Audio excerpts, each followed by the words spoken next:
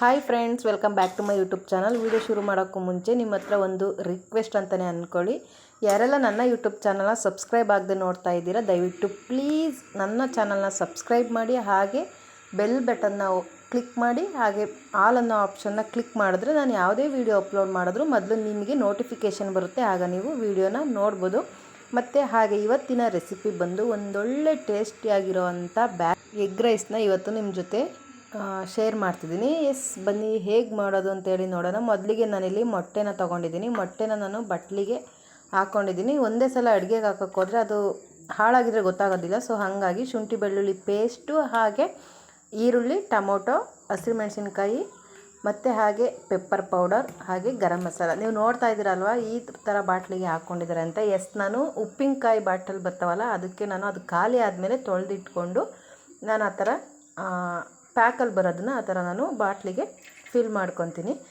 ಇವಾಗ ಒಂದು ಬಾಣಲಿನ ಇಟ್ಕೊಂಡು ಆ ಬಾಣಲಿ ಕಾದ್ಮೇಲೆ ಆಯಿಲ್ನ ಹಾಕ್ಕೊಂಡು ಉದ್ದುದ್ದಾಗಿ ಹಚ್ಚಿಟ್ಕೊಂಡಿರೋ ಅಂಥ ಈರುಳ್ಳಿನ ಹಾಕ್ಕೊಂಡು ಫ್ರೈ ಮಾಡ್ಕೊಳ್ಳಿ. ಈರುಳ್ಳಿ ಚೆನ್ನಾಗಿ ಸ್ವಲ್ಪ ಕಲರ್ ಚೇಂಜ್ ಆಗಬೇಕು, ಅಲ್ಲಿವರೆಗೂ ಫ್ರೈ ಮಾಡ್ಕೊಳ್ಳಿ. ಹಾಗೆ ಜೊತೆಗೆ ಕರಿಬೇವಿನ ಎಲೆ, ಖಾರ ತಿನ್ನೋರಾದರೂ ಸ್ವಲ್ಪ ಜಾಸ್ತಿನೇ ಹಸಿಮೆಣಸಿನ್ಕಾಯಿನ ಹಾಕ್ಕೋಬೋದು.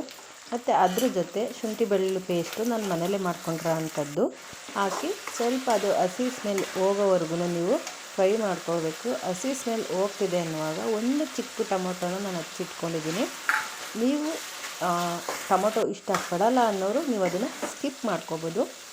ನೋಡಿ ಇವಾಗ ಪರ್ಫೆಕ್ಟಾಗಿ ಹಸಿ ಸ್ಮೆಲ್ಲು ಎಲ್ಲ ಹೋಗಿದೆ ಅಂದಾಗ ನಿಮಗೆ ಎಷ್ಟು ಬೇಕೋ ಅಷ್ಟು ನೋಡಿ ಉಪ್ಪು, ಮತ್ತು ಸ್ವಲ್ಪ 1 ಸ್ಪೂನ್ ಗರಂ ಮಸಾಲೆ, ಹಾಗೆ 1 ಸ್ಪೂನು ಪೆಪ್ಪರ್ ಪೌಡರ್ನ ಹಾಕಿ ಮಿಕ್ಸ್ ಮಾಡ್ಕೊಳ್ಳಿ. ಈ ಪೌಡರ್ನ ಹಾಕಿ ಎಣ್ಣೆಗೆ ಹಾಕಿ ಅದನ್ನು ಫ್ರೈ ಮಾಡಿದ್ರೆ ಅದರಲ್ಲಿ ಬರೋ ಘಮನೇ ಒಂಥರ ಘಮ ಅಂತಿರುತ್ತೆ. ನಿಜವಾಗ್ಲೂ ತುಂಬಾ ಚೆನ್ನಾಗಿರುತ್ತೆ.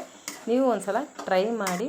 ಮತ್ತು ಇವಾಗ ಇದಕ್ಕೆ ಮೊಟ್ಟೆನ ಆ್ಯಡ್ ಮಾಡ್ಕೊಳ್ಳಿ. ಮೊಟ್ಟೆನ ಆ್ಯಡ್ ಮಾಡಿ ಅದು ಮೊಟ್ಟೆ ಕರಗೋವರೆಗೂ ಒಂದು ಸಲ ಮಿಕ್ಸ್ ಮಾಡ್ಕೊಳ್ಳಿ. ಈ ಒಂದು ಎಗ್ ರೈಸ್ನ ಬೇಗ ಒಂದು 10 ನಿಮಿಷಕ್ಕೆಲ್ಲ ರೆಡಿ ಮಾಡ್ಬೋದು. ಬ್ಯಾಚುಲರ್ಸ್ ಕೂಡ ಇದನ್ನು ಈಸಿಯಾಗಿ ಮಾಡ್ಕೋಬೋದು. ನೀವು ಒಂದು ಸಲ ಒಮ್ಮೆ ಮನೇಲಿ ಟ್ರೈ ಮಾಡಿ ಹೇಗೆ ಬಂತು ಅಂತ ನನಗೆ ತಿಳಿಸಿರುತ್ತೆ.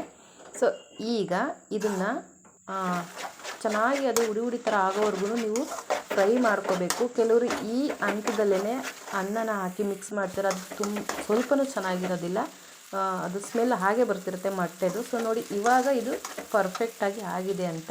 ಈ ಥರ ಉಡಿಯಾಗಿ ಬಂದರೆ ಮೊಟ್ಟೆ ಅದು ಕರೆಕ್ಟ್ ಅಂತ. ಅದಕ್ಕೆ ಅದ್ರ ಜೊತೆ ಸ್ವಲ್ಪ ಕೊತ್ತಂಬರಿ ಸೊಪ್ಪು, ಹಾಗೆ ಅನ್ನನ ಹಾಕಿ ಒಂದೊಳ್ಳೆ ಮಿಕ್ಸ್ ಕೊಟ್ಟರೆ ಸೂಪರಾಗಿರೋವಂಥ ಒಂದೊಳ್ಳೆ ಎಗ್ ರೈಸ್ ರೆಡಿ ಆಗುತ್ತೆ. ಇದಿಷ್ಟೇ ಸಿಂಪಲಾಗಿ ನೋಡಿದ್ರೆ ಅಲ್ವಾ ಎಷ್ಟು ಈಸಿಯಾಗಿ ಫಟಾಫಟ್ ಅಂತ ಬೇಗ ರೆಡಿ ಮಾಡ್ಬೋದು. ನೀವು ಒಂದು ಸಲ ಒಮ್ಮೆ ಮನೇಲಿ ಟ್ರೈ ಮಾಡಿ. ನೆಕ್ಸ್ಟ್ ವಿಡಿಯೋದಲ್ಲಿ ಸಿಗೋಣ. ಅಲ್ಲಿವರೆಗೂ ಟೇಕ್ ಕೇರ್, ಬಾಯ್.